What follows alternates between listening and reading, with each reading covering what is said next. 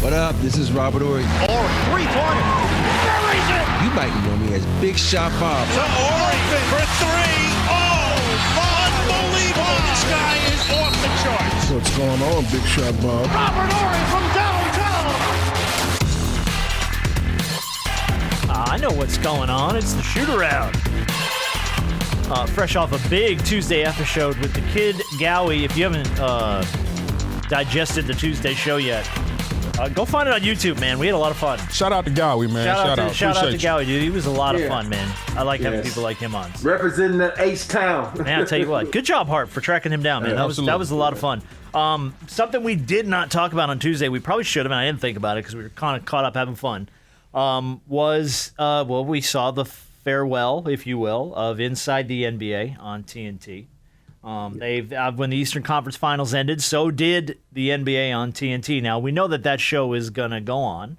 Mm-hmm. But I'll tell you, one of my favorite things this week has been somebody posted, like, what's your favorite Inside the NBA moment?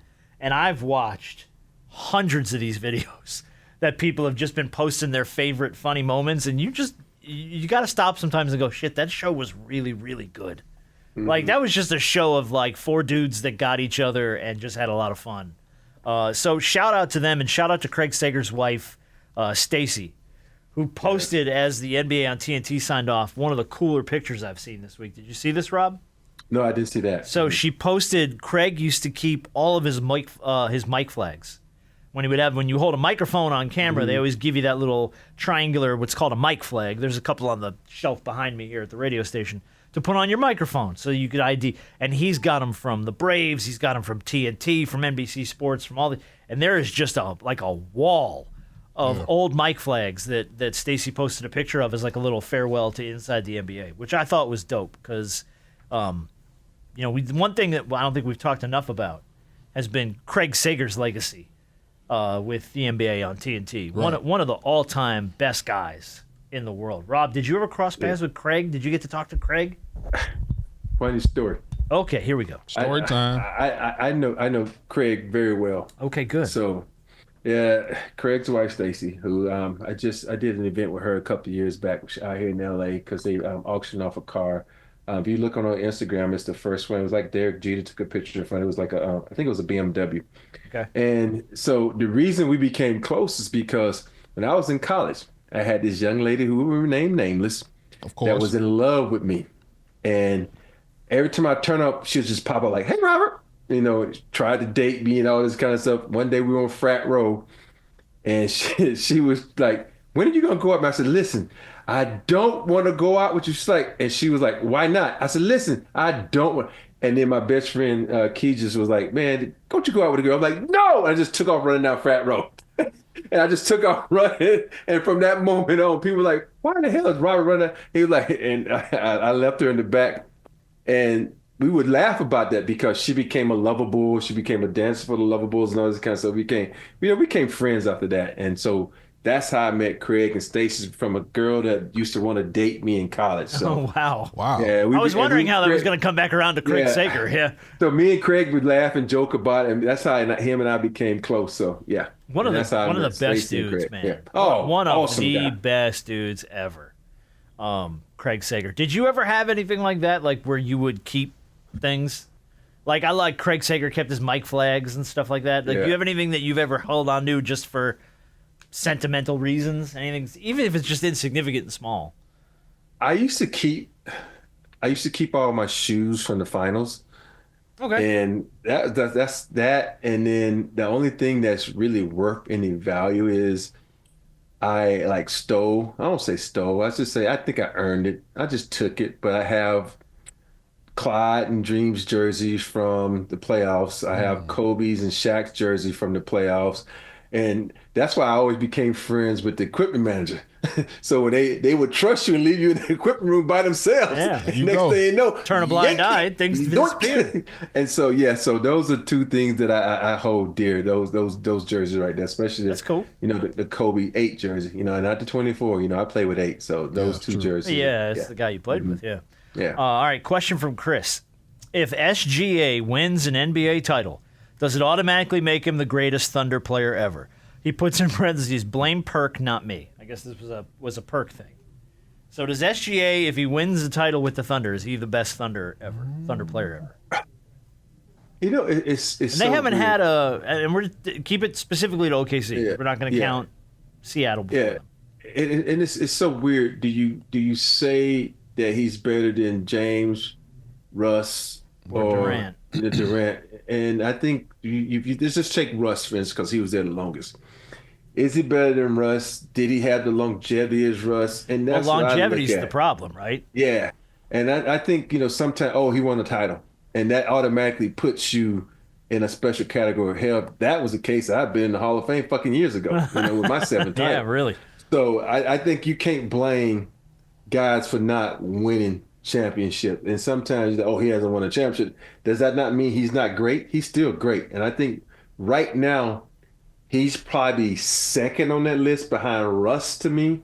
I think right now, Russ is still the all-time greatest Thunder, but he's right behind him. I don't think just because he wins a championship, he moves in front of Russ. But I think if he's there for like 2 more years, he will pass Russ. Okay. Yeah, that's a tough question because, like you said, he ain't been there long enough. I mean, he'd be able to do what those guys couldn't, and that's bring a title.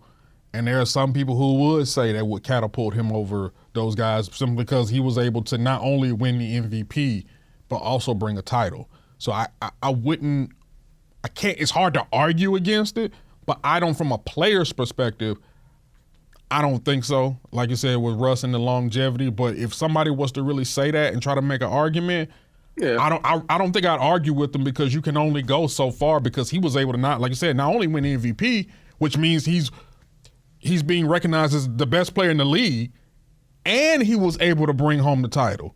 So, that's a short list. Hey, if that's how you feel about it, I won't argue with you one bit because it's hard for me to do so. Even with the longevity of those other guys, because if they were able to bring home those other guys may be better players, but to be able to be like the most important player in Oklahoma City basketball history, hey. I mean, guy who brings home the trophy's not a bad guguy to hang your hat on to say and won MVP in the same year. MVP. Yeah. Now he sticks around 2-3 more years. Maybe gets back to the finals once more. Maybe wins another MVP. Wins a second one? Yeah. Dude, forget it. Then I think the conversation starts to drift away. Yeah. But since we talk about, I can't stand, and we talked about it, and it's been so thrown in your face now because of this. It's like when you talk about if he wins the title, does he become the face of the league? And like, dude, stop. It's like the face of the league. We've got to get off that conversation. Stop with the face of the league. That's a tired. Yeah, and it's just like that's one of the things I was just looking at there. Every time I hear that, I turn the channel. So that's how I see all the stuff that we talk about because they talk about the same bullshit on TV all the time. Yeah. So I flip the channels to find something else to keep me entertained. And what you also got to take into consideration when you start talking about this face of the league thing, even though what you do on the court is the most important, it's not just about what you do on the court. Like you look at any other guy that we may have considered the face of the league, you pretty much saw them everywhere. They represented the league not only on the floor, but off the floor in some capacity. Now, everybody has their take on who they thought the face of the league was in each decade or in each generation. But most people would agree that for a long time, when you start talking about the face, LeBron has been the face of the league for a minute. Regardless of what people want to think, yes, you had Joker, yes, you had Giannis and guys like that who also probably share a little bit of that as well. But LeBron James, for the longest period of time, has been the quote-unquote face of the league. And most people can't argue that, whether you like him or not. Because he's the most famous basketball player. You know what I mean? Right. It's not even about like he represents everything that's right with the NBA. It's just he's the most famous guy. Him and Steph. Again, I said this last week. My wife can name 2 basketball players, LeBron James and Steph Curry. Right. So that has to count for something. All right, then Rob, to your point, the tired narratives are over because pretty much the rest of the shoot-around is total nonsense. Yay! So this is where you get to have some fun. Congratulations to the Marlins and the Rockies, who on Monday night set the Major League record for the lowest attendance at a Major League Baseball game in history when they had how many people attend that game on Monday night? Marlins and the Rockies. Rockies, far and away the worst team in Major League Baseball. Marlins, far and away the worst team in the National League East. How many people do you think attended the Marlins-Rockies game on Monday night? I didn't see this. Thank God. Ruin all my other content. So I would say 1,100. Okay. Lower. Lower? I say 500 people. Lower. 250. Lower. They should have just canceled the game. 137 people. Oh my God. Get the fuck out of Was here. the announced attendance for Monday night's Marlins-Rockies game. There's more people working. 137 people. That's crazy. So my Where was question, this game at? this was Monday night in Miami. Now the Marlins suck. The Rockies are the worst team in baseball. So the Marlins can't draw a crowd to say they lied. for like when like the Marlins draw a crowd when like they play the Red Sox or the Braves or the Yankees or teams that have a following. Right. Those fans will fill in. But yeah, you have arguably the worst team in baseball with the Rockies against one of the other worst teams in. So yeah, 137 people Monday night's game. Rob, what's the smallest crowd you've ever played in front of? Got to go back to like high school days, probably, right? Probably at high school. Because I was very, very, very fortunate. My 4 years at Alabama, we sold out every home game while I was there. Yeah. And I'm not saying that's due to me. It was due to the success that went You guys put were on good. the floor. Yeah. Yeah. But I think it has to be high school. Even in high school, my fucking gyms were packed. I think the lowest was when we went down into we played like a tournament in Florida, and Chris Jackson was playing. And after he left, everybody left. That was it? So, yeah. And so it had to be probably about 30, 40 people in the gym. There you probably go. about that. Okay, interesting. Yeah, because we know the NBA. Well, NBA, you done played on teams where, I mean, y'all was just sell out every game. Everybody want to come see y'all. So Especially Lakers. Yeah. Lakers like shit. They want to see Shaq. Everywhere we went, someone wanted to see Shaq. So we sold out down everywhere we went with the Lakers. Yeah. And that's the bad thing about when you sell out. He's like, fuck, I got to come with it tonight. We sold out. Yeah, sold out. This place is packed to the rafters. I can't half-ass. Yeah. All right. Question from Dave. Rob, there's a gold digger test that's going around the internet this week. I'm sure you've seen it. I haven't seen it. Okay, God, thank you. Where basically it goes like this. A guy will go out to dinner with a girl, and then to see if she's a gold digger, he'll hit her with the bill. If she agrees to pay it, then he's like, hey, you passed the test. And if she refuses, then he is assuming that she's in this for the wrong reasons. The question was, since you've had as a guy who's had probably a lot of women interested in your bank account as much as your sparkling personality, how could you tell if a girl was into you for the wrong reasons? that's a good question. That's a great question. Because, and I will tell you what, I am wildly curious about this. Yeah, I think I've been very fortunate when I was single, when I went out with someone that wasn't about the money. But I think a lot of times what you can tell by is how they act towards other people. For instance, I went on a date with a girl and she was very nasty towards the waitress. And that was flag number one. And then flag number two, we just happened to be sitting by a mirror and she kept checking herself out in the mirror. I literally asked for the check and I was like, I got an emergency, I gotta go. And I never talked to her again because it's just her whole attitude, the way she thought she was better than people. Yeah. And so to me, when I was single, that was the biggest turnoff. How you act towards other people. If you're an asshole to other people, that means you have something wrong with you. So and I think a lot of times you can't go into a relationship wondering if she's going to be a gold digger. It's going to take more than one date. I think the test is stupid, but I have seen it all over the place this week. It's going to be because every girl wants to see. First of all, how they ain't testing you to see if you're a gentleman. You know what I mean? Yeah. So, and by the way, I was brought up with you pay the check. Yeah.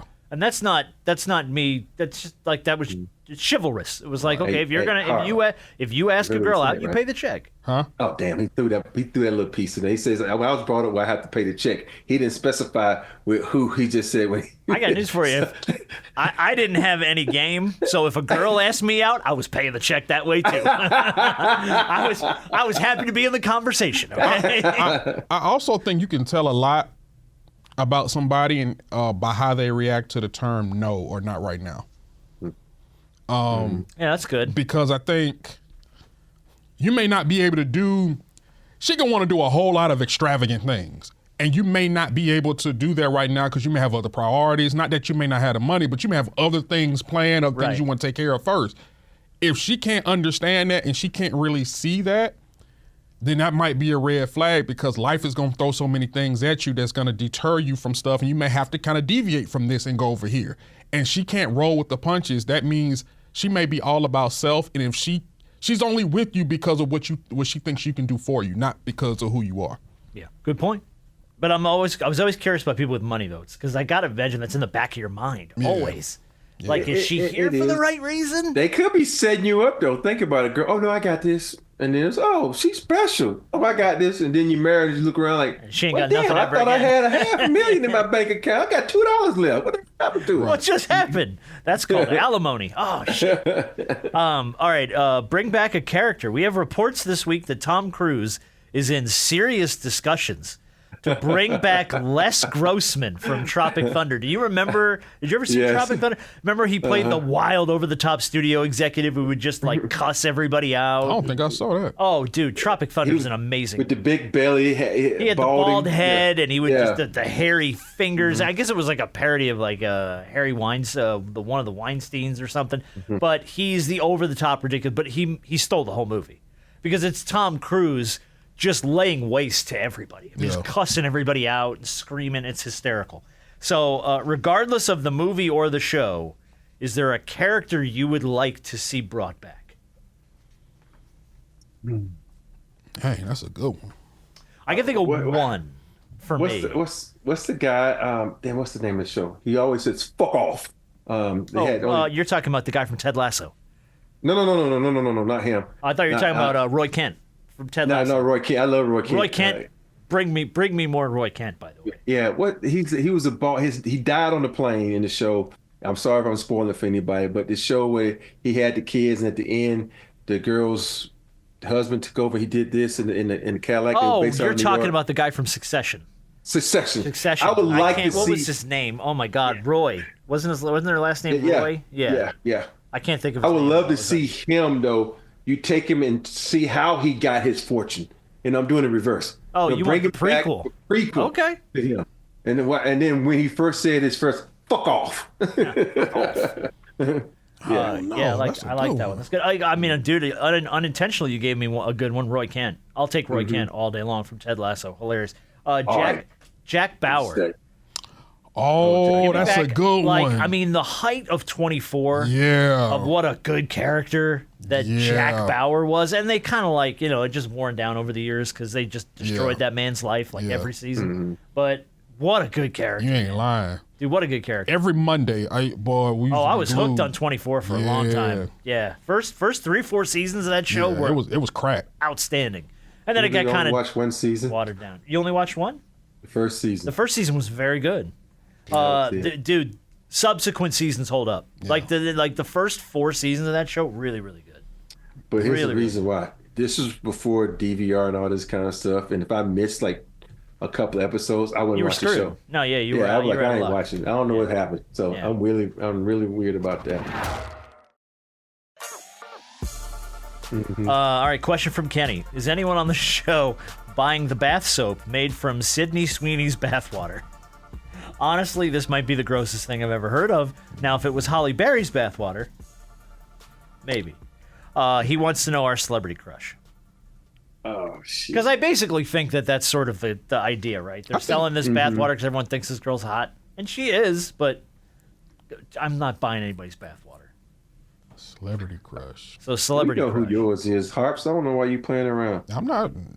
Go ahead. No, I'm saying I want to see who your celebrity crush is. I think I got a couple, but I mean, Taylor Rooks is probably one of them. That's a good one. Yeah, fine with you. Celebrity. I mean, she's a celebrity-ish, but she is some form of a celebrity enough. Yeah, I think so. That's the one right now, and probably, somebody like Megan Good. Oh, did she just get married? Yeah, she got married to what's his name? What's his name? Who used to be in the Marvel movies? Yeah, he played the guy. Yeah. I don't know who the hell you're talking about. Yes, you do. When you know the character, yes, you do too. He's the sure I black do. guy with the big ass lips. He played in trouble for Creed. beating his He wife was the up. other. Yeah. Michael B. Jordan. No, not the Michael other B. one. The other Jonathan Majors. Jonathan Majors. Jonathan Majors. Okay, Yeah. I know, yeah. All right. Okay. Rob. You know, I mean, you could. We know. I think we know some of them. You know, like the Holly Berry. And if you have to whisper, that's fine. Yeah. No, I know. no, the door's closed. He's safe. I don't have to whisper. She knows who my Safe harbor person is. Yeah. Safe harbor. It used to be. It was Selma Hayek for long. Well, obviously, you sat next to her while you watched her naked. That was it was before that. Oh. Well, that made the sitting next to her while she was naked that much more exciting. I know it, right? I was like, that's why I was like crushing on. I'm like, oh shit, yeah. But you know, I'm gonna go old school. Like one of my first. Oh, there is as a kid. Who was your first crush? Who was your first celebrity crush as a kid? There's a good angle to that question. Lynn Whitfield. Okay. Lynn Whitfield. You know who mine was? Strangely, I don't know if this was really strange, but Cindy Crawford. I think because there was like a Pepsi ad where she was just in these little like jean shorts and a white tee, and it was just like teenage Jenner's just melted. Like he was dead. He was in the bathroom way too long. It's like, are you coming out? I'm showering. So, but when you get a chance to meet how you go through that, your celebrity crushes changes. Yeah. So, yeah. Over here. And then so look over my shoulder. Oh, look, here it is. My last, the one who was the current celebrity crush, is when I met her. I fell in love with her more, and I don't mess in love. I just I know what you mean. Paula Patton. Paula Patton. I love me some Paula Patton. Yeah. I used to like me some Paula Patton too. I ain't gonna lie to you. I'm right there with you. Yeah. All right, it's just that something about that smile, boy. She got a pretty smile. I mean, that smile can blind the sun. All right, last story. My favorite story of the week, honestly, Turkey began fining people who stand up in the aisle too early on the airplane. Congratulations, Turkey. How come we have not instituted this in America? Apparently, if you stand up to passengers who get out of their seat before the plane has stopped taxiing or crowd the aisle before it's time for their row to deplane, now face fines from the airline. This includes unfastening seatbelts, standing up, opening overhead compartments, or crowding the aisle while the plane is taxiing. Yeah. I'm not mad at that. So fine these people all day long. I'm not mad at that. What is something else we need to start fining people for? You know what my biggest pet peeve is? This is going to sound really it's okay. silly. I can't stand when people throw their cigarette butts out the window. That is like one of my biggest pet peeves. I know it sounds weird. I'm like, if you want to smoke, keep that shit inside your car because you could flick that out. And this is before we had all the fucking fires. I was going to say, in LA. California's on fire year-round, it seems. Yeah, but look at what's happening in Canada right now. It's just to me, it stays lit. It could hit another car, flicks it up, it goes in the brush and start a fire. Just if you don't want to have it in your fucking car, don't smoke. So that's my biggest pet peeve when people flick their butts out the window. Thank you for adding out the window. Yeah. Cigarette butts. I'm gonna say when people don't want to wash their nasty ass hands in public when they leave the bathroom, dude, you should be fined. You stole mine 100% because I see it all day here at the radio station, and it drives me crazy. I mean, take care of business. I'm washing my hands. Some guy walks in, use the restroom, turn around, walk his ass back out. I'm like, we touch all the same stuff. Don't tell me you don't wash your hands. Get your ass back in here. No. I was gonna say, do you got anything? If they work in this office, I will. Yeah. If they work across the hall, there's really not a whole lot I can say because they don't work with us. But if it's somebody, I'll be like, you better get back in here and wash your hands. Like, I usually say, so I say, you're just going to walk right in there while I wash your hands, huh? Yeah. But if it's people that, like, I know they're going to be in this room touching my stuff, well, you turn your ass around. I may not say something, but even when I don't say something, it's noted. Because, like I said, where we work, it's only so many people on this floor. Yeah, I ain't shaking your dirty ass hand. Yeah, it's noted. It's definitely noted. I was in the bathroom with a guy, and he walked out, and he's like, "Oh shit, Robert Horry." And he went out to shake my hand. I looked down, I was like, "Dude, I just seen you piss all over your hand. You want me to fucking shake your hand?" And you didn't wash it. Yeah. He looked at me like, "What?" I said, "You didn't fucking wash your hands. I was in the bathroom with you." "Oh, you were?" I'm like, "Yeah, I shook your hand." He said, "How about a pound?" I didn't want to fucking give you a pound, dude. I just give you the namaste. Move your ass on. Rob hit him with the namaste, quick selfie, and I'm out. Yeah. I didn't take a picture with it. Namaste. I said, "I'm gonna stay. I'm gonna stay my ass right over here. You stay your ass right over there." I didn't know you were in the bathroom with me. That man is 6'9". How you not know that man was in the bathroom with There's me? some other giant at the urinal next to you. Yeah. Come on, bro. My bad. All right, it's a good place to stop. Is that this day's week? I'm gonna stay. I'm gonna stay my ass right I'm over here. gonna stay. This week's show is called I'ma Stay. Old pissy fingers. I'ma Stay, aka Old Pissy Fingers. Old pissy fingers. Oh, goodness. Oh my goodness. That's the title of the show, Pissy Fingers. You know what? People must look at these shows and think we're insane, but I always hope in the back of my mind somebody's waiting for the moment that they hear that line and they're like, "Oh, there's a line from the show."